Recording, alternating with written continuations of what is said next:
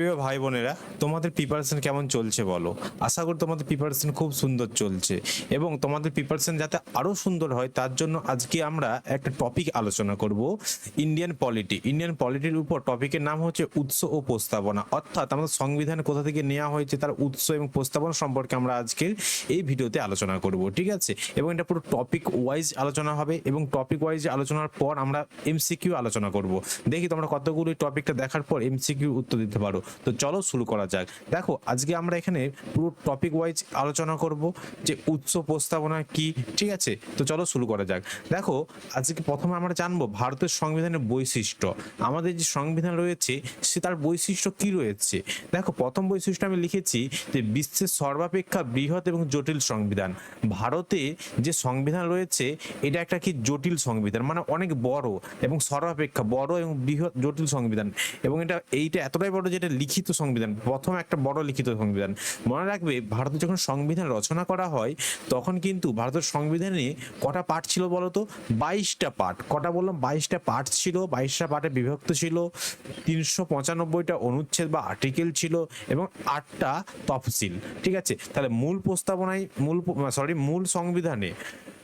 সংবিধানে 22টা পার্ট, 395টা অনুচ্ছেদ, 8টা তফসিল।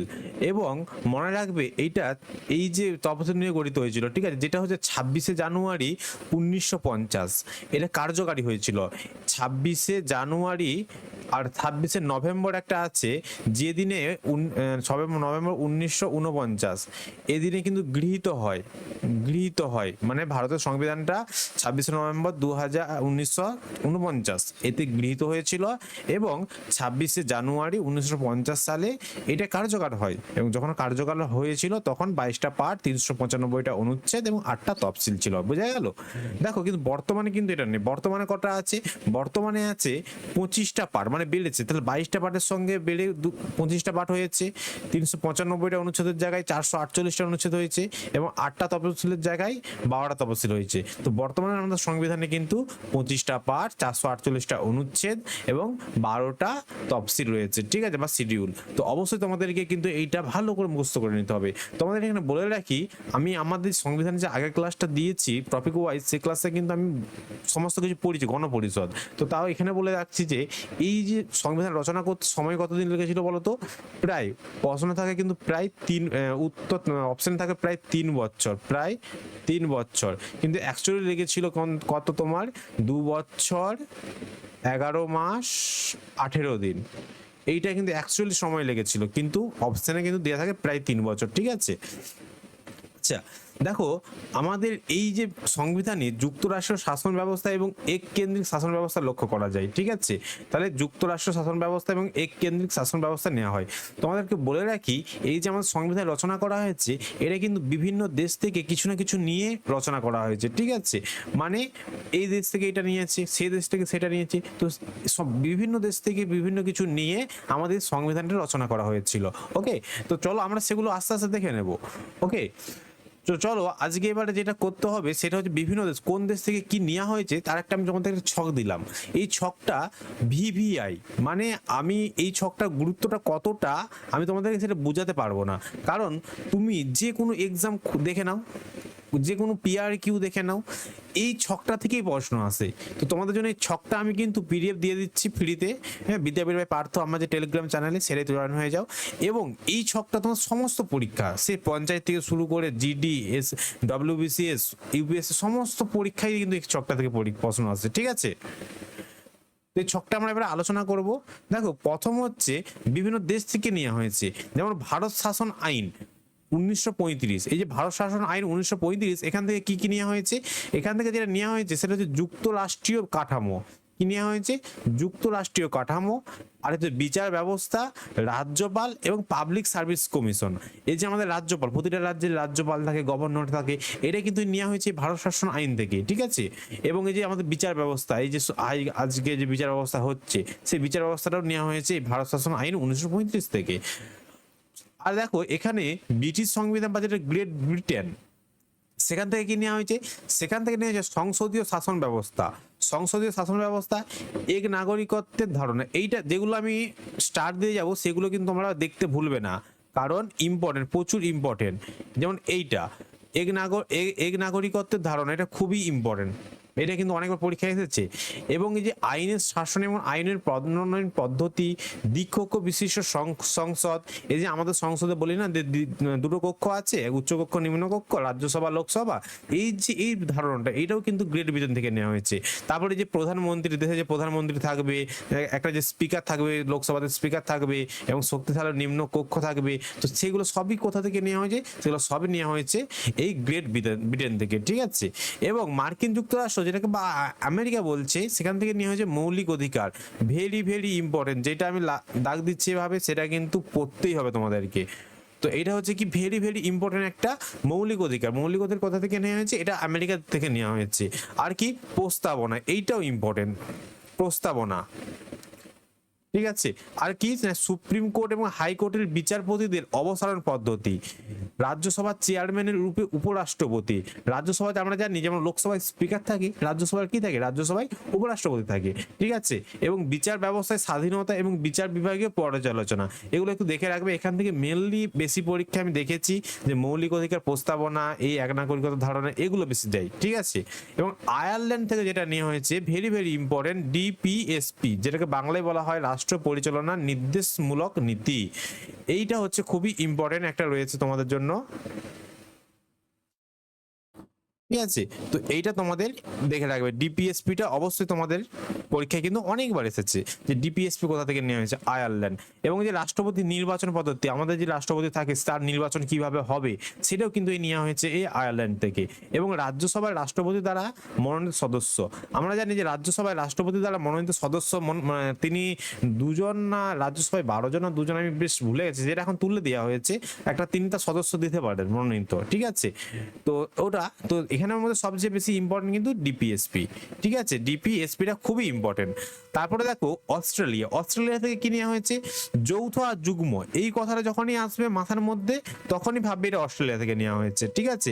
এইটা একটু স্ট্রিক্টলি জেনে নিলাম যে যৌথ আর যুগ্ম, এই কথাটা থাকা মানেই তুমি ভেবে নেবে অস্ট্রেলিয়া।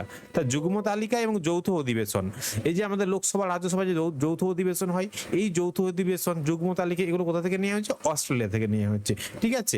আর সোভিয়েত রাশিয়া থেকে কি নেওয়া হয়েছে? এটা কিন্তু ইম্পর্টেন্ট রয়েছে, খুবই ইম্পর্টেন্ট। সোভিয়েত রাশিয়া থেকে নেওয়া হয়েছে মৌলিক কর্তব্য। এই যে মৌলিক কর্তব্য, আমাদের মৌলিক কর্তব্য বর্তমানে কটা আছে? 11টা। এই মৌলিক কর্তব্যগুলো নেওয়া হয়েছে এই সোভিয়েত রাশিয়া থেকে। এবং পঞ্চবার্ষিকী পরিকল্পনা খুবই ইম্পর্টেন্ট একটা, 5 বছর ন্যায় যে পরিকল্পনাটা হতো, যেটা 1951 সালে চালু হয়েছিল জওহরলাল নেহরু যখন প্রধানমন্ত্রী ছিলেন সেই সময়। এখন এটা নেই, এটা 2015 সালে এটাকে সরিয়ে এখন নীতি আয়োগ নিয়ে আসা হয়েছে, ঠিক আছে। সেই পঞ্চবার্ষিকী পরিকল্পনা, মৌলিক কর্তব্য, ন্যায় বিচার, এগুলো সব কোথা থেকে নেওয়া হয়েছে? সোভিয়েত রাশিয়া থেকে। যেগুলো দাগ দিচ্ছি আন্ডারলাইন নিচে, সেগুলো কিন্তু অবশ্যই দেখে রাখতে হবে। আর দক্ষিণ আফ্রিকা সংবিধান সংশোধন পদ্ধতি, ওখান থেকে কিনে হয়েছে সংবিধান সংশোধন পদ্ধতি। মানে এই যে আমি বলেছিলাম যে 395টা অনুচ্ছেদ ছিল প্রথমে, কিন্তু সেটা বেড়ে এখন কত হয়েছে? 448টা। সেটা কিভাবে হয়েছে? সেটা বিভিন্ন সংবিধান সংশোধনের পদ্ধতির মাধ্যমে হয়েছে। অর্থাৎ সংবিধানে মনে হচ্ছে যে এখানে এক সংশোধন করা উচিত, আমি এটা করে দিলাম। তো এরকম করে করে 395 থেকে বেড়ে 448টা হয়েছে, ঠিক আছে। আর এই পদ্ধতিটা কোথা থেকে নেওয়া হয়েছে? এটা নেওয়া হয়েছে দক্ষিণ আফ্রিকা থেকে, ঠিক আছে, খুবই ইম্পর্টেন্ট। এবং রাজ্যসভা সদস্যদের নির্বাচন, এইটাও। এবং জার্মান থেকে কি নেওয়া হয়েছে বলতো? জার্মান থেকে নেওয়া হয়েছে জরুরি অবস্থা। জরুরি অবস্থা মানে দেশের যে কোনো জরুরি অবস্থা চলাকালীন আমি হচ্ছে মানে তোমার কোনো সবকিছু রদ করতে পারি, সেই যে জরুরি অবস্থা। এবং বা জরুরি অবস্থা চলাকালীন মৌলিক অধিকার রদ। মনে রাখবে জরুরি অবস্থা যখন ভারতে চলে তখন রাষ্ট্রপতি 3 ধরনের তোমাদের হচ্ছে আর্টিকেল মানে লাগু করতে পারে, ঠিক আছে। এবং সমস্ত মৌলিক অধিকারকে, আমাদের জানি আমার 6টা মৌলিক অধিকার রয়েছে, সেই 6টা মৌলিক অধিকারকে কিন্তু তিনি বন্ধ রাখতে পারি। শুধুমাত্র একটা আর্টিকেল রয়েছে যেটা হচ্ছে 20 আর 21, এই দুটো আর্টিকেলকে মানে তোমার হচ্ছে বন্ধ রাখা যায় না। 20, 21 আর্টিকেলকে বাদ দিয়ে বাকি 4টে আর্টিকেলকে কিন্তু আমাদের এই রাষ্ট্রপতি যার মৌলিক অধিকারগুলোকে কি করতে পারে? রদ করে দিতে পারে, ঠিক আছে। শুধুমাত্র 20 আর 21, সেগুলো আমি পরেতে পড়বো, এইটাতে নয়। এই নেক্সট যে আমি টপিকটা দেবো সেই টপিকের উপর পড়বো। আর কানাডা থেকে নিয়ে নিয়ে হয়েছে? কানাডা থেকে নিয়ে হয়েছে যুক্তরাষ্ট্রীয় ব্যবস্থা, ঠিক আছে। তো এখানে সবচেয়ে বেশি ইম্পর্টেন্ট যেগুলো লাইনে দাগ দিয়েছি, এগুলো কিন্তু বারবার পরীক্ষায় এসেছে, একটা পরীক্ষা নয় 100টা পরীক্ষা এসেছে, বারবার এসেছে। তো এগুলো কিন্তু আমাদেরকে সুন্দর করে মুখস্থ করে নিতে হবে, ঠিক আছে। তো এই ছকটা আমি কিন্তু তোমাদেরকে টেলিগ্রাম চ্যানেলে দিয়ে দিচ্ছি, সেটা তোমরা পড়ে নেবে, ওকে। এবারে দেখবো আমরা কিন্তু আমাদের ভারতের সংবিধানের প্রস্তাবনা, আমাদের এই যে সংবিধানের প্রস্তাবনা, এটাকে কে প্রথম এনেছিল বলতো? আমি সেটা বলছি। তার আগে দেখো, প্রস্তাবনা হলো ভারতের সংবিধানের মুখ বন্ধ। দেখবে তোমাদের সমস্ত বইয়েই কিন্তু এই যে সরকারি যে বইগুলো দেয়, সে বইয়ে দেখবে প্রস্তাবনা না প্রথম পেজটা একটা প্রস্তাবনা লেখা থাকে, ঠিক আছে। সেই যে প্রস্তাবনা, সেই প্রস্তাবনাটা হচ্ছে, প্রস্তাবনাকে কি বলা হয়? সংবিধানের মুখবন্ধ বা ভূমিকা, ঠিক আছে। এই যে প্রস্তাবনাটা, এইটা কোথা থেকে নেওয়া হয়েছে? এই প্রস্তাবনাটা নেওয়া হয়েছে মার্কিন যুক্তরাষ্ট্রের সংবিধান থেকে, বোঝা গেল? মার্কিন যুক্তরাষ্ট্রের সংবিধান থেকে নেওয়া হয়েছে, আমি এটা আগেও বলে এসেছি। এবং সবচেয়ে মনে রাখবে, এই যে প্রস্তাবনাটা, এটা জওহরলাল নেহেরু, JL নেহেরু উদ্দেশ্যমূলক প্রস্তাবের পরিকল্পিত রূপ হলো প্রস্তাবনা, ঠিক আছে। এবং এটা তিনি কবে করেছিলেন? এটা তিনি 1946 সালে 13ই ডিসেম্বর, 1946 সালে 13ই ডিসেম্বর জওহরলাল নেহেরু সংবিধানের উদ্দেশ্য সংক্রান্ত প্রস্তাবনা উত্থাপন করেছিলেন। তাহলে প্রস্তাবনা কে উত্থাপন করেন? না, প্রস্তাবনা উত্থাপন করেন জওহরলাল নেহেরু। কত সালে? 1946 সালে 13ই ডিসেম্বর। এবং তোমাদেরকে জানার জন্য বলে রাখি, এই যে প্রস্তাবনা, এই প্রস্তাবনাকে বিভিন্ন লোক বিভিন্ন রকম ভাবে বলেছে, ঠিক আছে। তো আমি সেগুলো জানতে হবে যে কে কি বলেছে প্রস্তাবনাকে, তো সেগুলোও কিন্তু আমি তোমাদের জন্য নিয়ে এসেছি। দেখো, প্রস্তাবনা সংক্রান্ত মন্তব্য, মানে বিভিন্ন লোক বিভিন্ন সম্পর্কে প্রস্তাবনাকে বলেছে।